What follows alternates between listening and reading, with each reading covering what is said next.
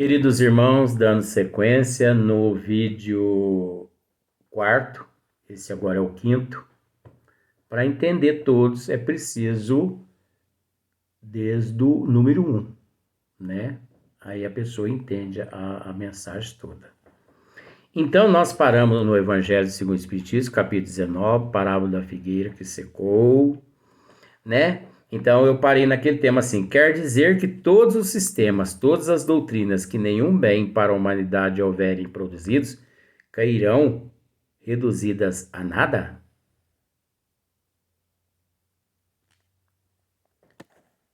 É a atitude, é o comportamento dos que se dizem adeptos, dos charlatões. Pode parecer que eu falo mal, mas por eu me encontrar nessa ciência, nessa doutrina já há quase 35 anos, eu posso dizer, queridos irmãos, dentro da doutrina dos espíritos, se passarmos uma peneira, sobra pouca gente. Dentro dos espíritas. Porque espiritismo é uma coisa, espírita é o seguidor do espiritismo. Mas o espírita, ele é vaidoso, ele é um charlatão, ele é um mistificador. Por isso ele faz, de acordo com o personalismo, ele faz espiritismo por conta própria. E não tem muito conhecimento da doutrina dos espíritos. De forma que se passar uma peneira entre os espíritas, sobra pouco. Porque o espírita é orgulhoso, é invejoso, é ciumento. Ele tem raiva um dos outros, ele tem ódio, ele tem mágoa, ele tem ciúme, ele tem ressentimento. Espírita adora ficar com ódio dos outros. Nossa, pode ser amigo, pode ser parente, pode ser irmãos, eles ficam com raiva. Eles, eu mesmo, vocês acham que 90% da minha família não tem vergonha por eu ser do jeito que eu sou? Família consanguínea, tá? É minha, eu falo o que eu quiser. Se eles quiserem me processar, é problema deles. É minha família, viu? YouTube, é minha família. A minha família tem vergonha de eu ser do jeito que eu sou. De eu fazer curativo em leprosos. De eu distribuir leite nas periferias. De eu falar o que eu falo. De eu botar minha cara a tapa aqui. De eu parecer palhaço. Minha família consanguínea. Irmãos, irmãs. Sabe? Filhos do meu sangue. Pessoas que já conviveram comigo dizem que eu sou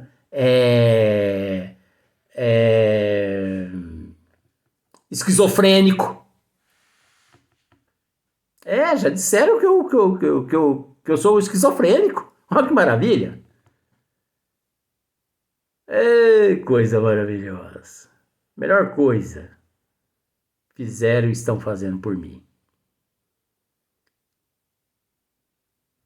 A única certeza é que um dia nós ainda iremos nos reencontrar, não é verdade? Então, reduzidas a nada, cairão reduzidas a nada, por causa dos adeptos, que não têm vergonha na cara, não se preparam, e são vaidosos. Como eu disse antes, gente, para que essa vaidade? Chegam lá na frente, no templo evangélico, e diz assim: senhoras, senhores, boa noite, boa noite. Aqui é um irmão de todos vocês, responsável por esse templo. Apóstolo, pastor, não, nem pastor eu sou, porque o único pastor que existe é Jesus. Nem pastor, tá? Pastor é sinônimo de vaidade. Eu sou irmão de vocês em processo de evolução. Me foi dada a oportunidade de ler a Bíblia e conversar com vocês. Ah, mas o senhor não pode ser um apóstolo? Não, eu não mereço. Toda honra e toda glória a Jesus. O senhor não pode ser um missionário? Não. Um apóstolo? Não. Nada. Irmão. Mas alguém está disposto a isso? Na casa espírita que eu trabalho, eu não sou o presidente da casa espírita. Eu sou o responsável pela casa, onde todo mundo manda, porque são competentes. E quem é competente a gente tem que aproveitar, porque todo mundo é como um carro. Como um carro, Luiz? É. Parece que eu estou fugindo da história, né? Tô não. Eu estou dentro da parábola da figueira que secou e você não está analisando. O que adianta você ter uma Ferrari? Você tem uma Ferrari, mas não tem a chave para dar partida. Ela funciona? Vamos dizer que você tem a Ferrari, tem a chave. Aí você dá partida, não funciona. Por quê? O tanque está vazio. Você tem a chave, tem a Ferrari, tem a gasolina, tem um tanque, dá partida, mas ela não tem motor. Tem o motor, mas aí você observa que ela funciona, mas não anda. Por quê? Não tem roda. Aí ela funciona tudo, mas aí você vai dar partida, não tem cãibro. Cãibro, acho que é isso mesmo. Aí você tem cãibro. Ai, graças a Deus, vamos sair. Gatinha, gatinho, se prepara que nós vamos lá. Nós vamos voar agora. Só que não tem asfalto para a Ferrari andar. A rua esburacada e a Ferrari não anda em rua esburacada. Todo mundo, nós somos importantes ou não somos? Todo mundo é importante, gente. As pessoas é que ficam tratando as pessoas com desigualdade. É lamentável. Esses dias atrás eu fui numa lotérica, não vou dizer o nome, porque tinha uma senhora cor negra à frente de uma outra senhora que estava à minha frente. E eu percebi mesmo essa na minha frente, eu percebi ela com o lenço tapando a narina, porque vinha daquela senhora negra um odor, mas não era da senhora negra. Sabe por quê, gente? Deus é perfeito. Eita, mas eu falo mesmo. Deus é perfeito. Essa senhora tapando a narina com um lenço, pensando que o odor fétido vinha daquela negra. Perdão do termo, viu, minha senhora? Negra. Usar esse termo. Mas é que só vai entender, eu não vou dizer o nome de ninguém, só vai entender o final dessa história. Só que o que essa senhora que estava à minha frente, ela não percebeu que por algum motivo o intestino dela solto, e quando ela se distanciou de mim, eu percebi que havia uma mancha amarelada na perna dela atrás, que significa diarreia. Gente, aí eu perguntei para ela, eu falei assim, a senhora tá tapando a narina, por quê? O que aconteceu? Você não está percebendo o odor que essa mulher aí na frente tá? Porque eu sou cara de pau e eu pergunto mesmo. E eu respondo também, como você vai ouvir agora, o que eu falei para ela. Você não está percebendo o odor que tá vindo dessa mulher negra aí à frente? Essas pessoas não têm higiene de vir, era tomar banho antes de vir nesses lugares públicos e ter respeito por quem tem higiene. Eu falei, mas só tá falando dela ou da senhora? Eu tô falando dela. Eu falei, mas só devia falar era da senhora. Ela falou, mas que falta de respeito é essa, meu senhor? Me chamou de senhor. Eu falei, graças a Deus. Porque muito me chama de você. E eu fico com esse cabelo branco, fico até com sem graça. Que falta de respeito? Ele falou, não, minha senhora, não tô faltando com respeito, não. Eu não sei se a senhora percebeu, mas na calça atrás, na senhora, tem um risco, e esse risco é característico de diarreia, intestino solto. Jesus amado, quando eu disse isso, essa mulher olhou, passou a mão, fez assim, ó. Jesus amado, será que foi aquele comprimido que eu tomei? Ela tinha tomado um lactopurga para fazer um exame no dia posterior, esqueceu, foi na casa lotérica. Jesus amado! E de vergonha ela saiu da fila e cascou fora. Ô, mas você não podia ser delicado e falar para ela com mais jeito? Delicado escambau. Do mesmo jeito que ela estava tratando a nossa irmã que estava à frente dela, ela tinha que ter respeito pela nossa irmã. Eu não tenho nada com isso, eu não tenho que tratá-la de forma nenhuma com respeito. Eu estava apenas ensinando ela a ter respeito pelos outros, já que ela não tinha respeito nem por ela mesma. E o que eu tenho que falar, eu não mando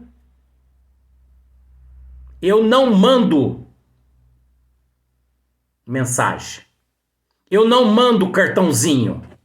Eu falo na cara. Por isso que muitas pessoas não vêm falar comigo. Porque sabe que eu tenho a língua. Eu já nasci com a língua despregada, sabe? Então, quando a pessoa começa a falar, eu já estou pensando assim, eu vou só esperar ele acabar de falar para eu poder deitar ele no ninho. Que todos os homens deliberadamente inúteis, por não terem posto em ação os recursos que traziam consigo, serão tratados como a figueira que secou. Então, todos aqueles, né, que deliberadamente traziam recursos consigo, serão tratados como a figueira que secou, porque não produziram, não conseguiram ser úteis, não satisfizeram a humanidade, né? Não conseguiram ser representantes de Jesus na terra. Então, esses são inúteis. É lamentável. Então, seca-se. É no sentido simbólico. Ele vai emudecer. Ele vai perder o sentido.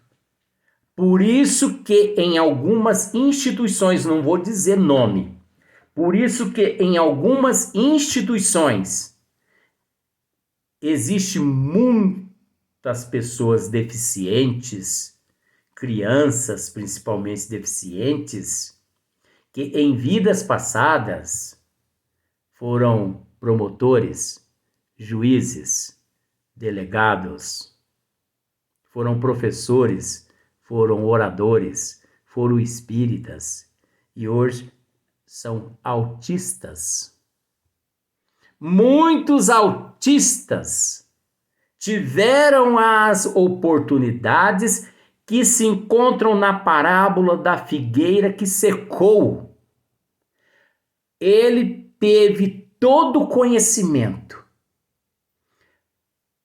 Teve a oportunidade de ser útil e de instruir a humanidade, mas foi tão egoísta que guardou para si aquele conhecimento, e aquele conhecimento petrificou o teu perispírito, juntamente com o teu bom senso, e o teu raciocínio. Por isso ele volta na próxima existência autista. Não generalizando, porque existe várias classes de autistas que a ciência médica, por desconhecer a causa que reside no perispírito e no espírito, não tem conhecimento de como surge o autismo.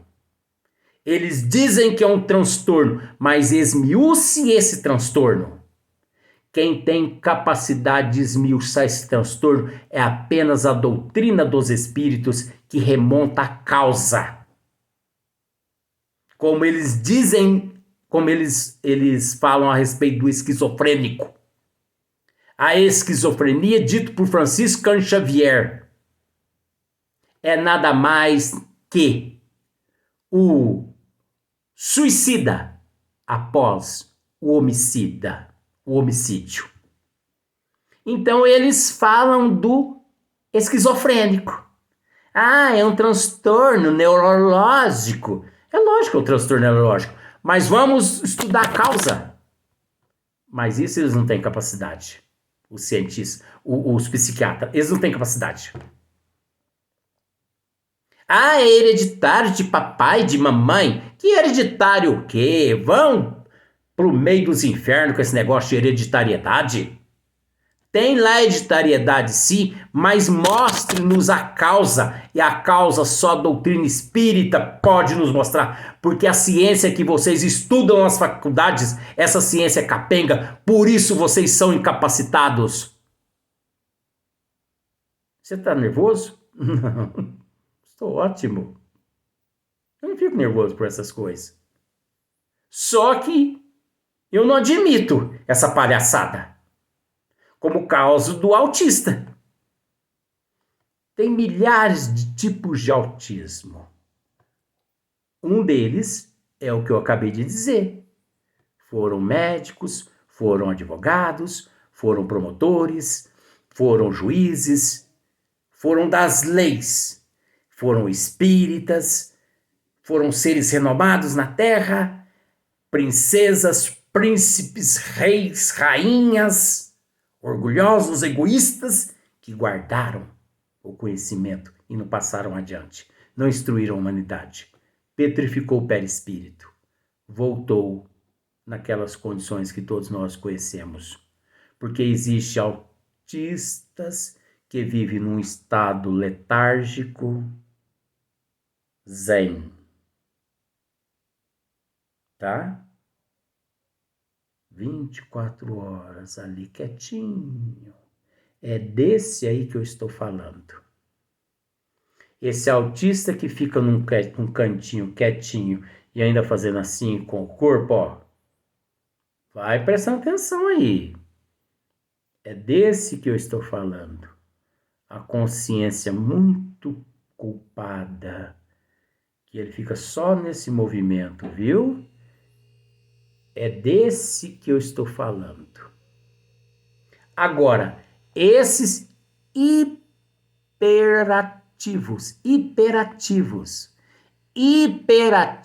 não é. Hiperativos não é autismo. Hiperatismo não é. Aquela criança que mexe, aquela criança que mete a mão no botão de energia, aquela criança que quebra a boneca, quebra o brinquedo, que quebra isso, que quebra aquilo, e que grita com a mãe, que grita com o pai. Isso é um transtorno obsessivo. É um transtorno, mas não podemos generalizar. Porque existe o hiperatismo,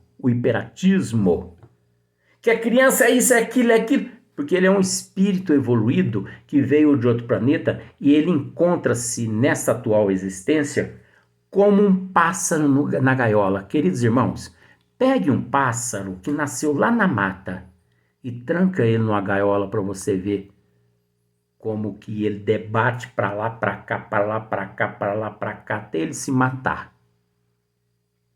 É esse espírito que você tem aí dentro de casa.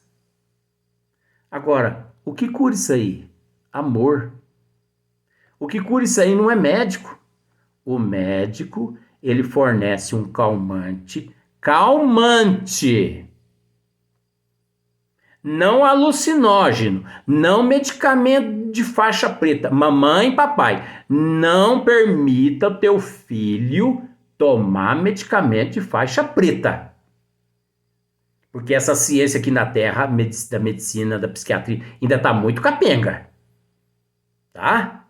Toma bastante cuidado, porque você vai ficar dependente, daí porque vai estar babando lá no sanatório ou no outro hospital psiquiátrico. Ele precisa ser amado. Ele precisa de amor. Ele é um pássaro evoluído preso numa gaiola. E ele, de tanto desespero, ele se vê perturbado.